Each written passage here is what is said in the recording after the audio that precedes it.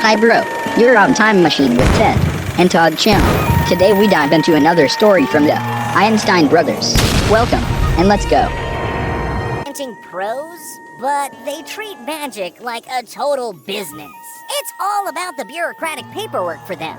They rock gray business suits and white shirts, black ties, topped off with those rad pointy gray hats. They are led by HP, and just like anti-fairies, their ultimate goal is to dominate the whole universe. Alright, now let's answer that burning question. Who are Cosmo and Wanda, and what do we know about their past? Well, Cosmo is the son of Papa Cosmo and Mama Cosmo. Gotta say, really creative choice with the names, huh? Cosmo was quite the troublemaker from the get-go. When he got his hands on his first wand, he turned his own dad into a fly. And at 5 years old, in art classes, he ended up causing an explosion that rocked the entire class. Then, at the tender age of 8, Mama Cosmo thought sports would be a good idea for him. But instead of turning his discs into cute creatures like other fairy kids, Cosmo went all out and turned his disc into a fire-breathing three-headed hydra named Snowball.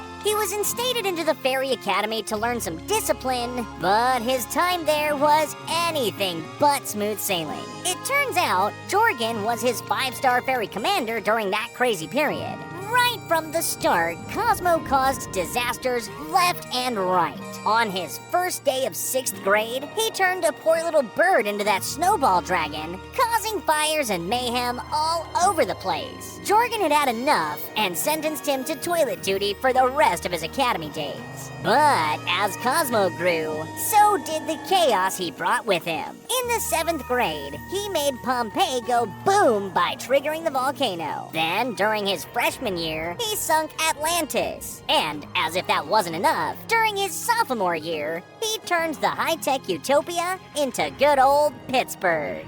But, to top it all off, Cosmo was such a dumb kid that the Supreme Fairy Council banned fairies from having children. So, ever since he was born, there has not been a single fairy baby, making him the youngest fairy in existence. Meanwhile, Wanda's got quite the backstory. She was born in Fairy World to her dad, Big Daddy, and some mysterious, unknown mother like thousands of years ago. Oh, and she's got a twin sister named Blonda, who her mom liked more. Blonda went for the easy life, while Wanda took on the hard-working daughter role in the family. As she grew up, she dated a muscular fairy, Wandissimo Magnifico. Although their relationship didn't last, he would continue to try and win her over, which would make for some hilarious encounters. However, Wanda would ultimately end up with Cosmo, and oh man, you won't believe how these two ended up together.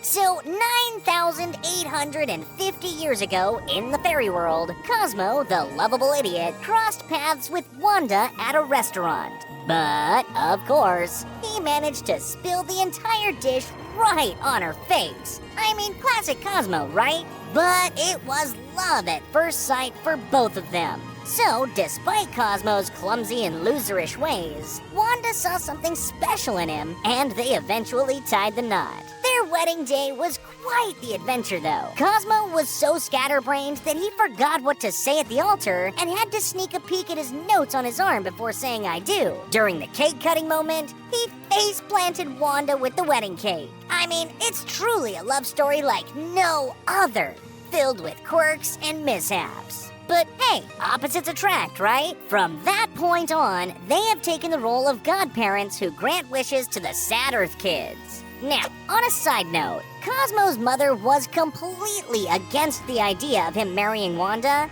which is why he never told her about their marriage.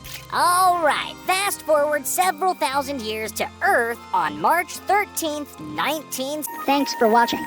Don't forget to subscribe and see you in the next video.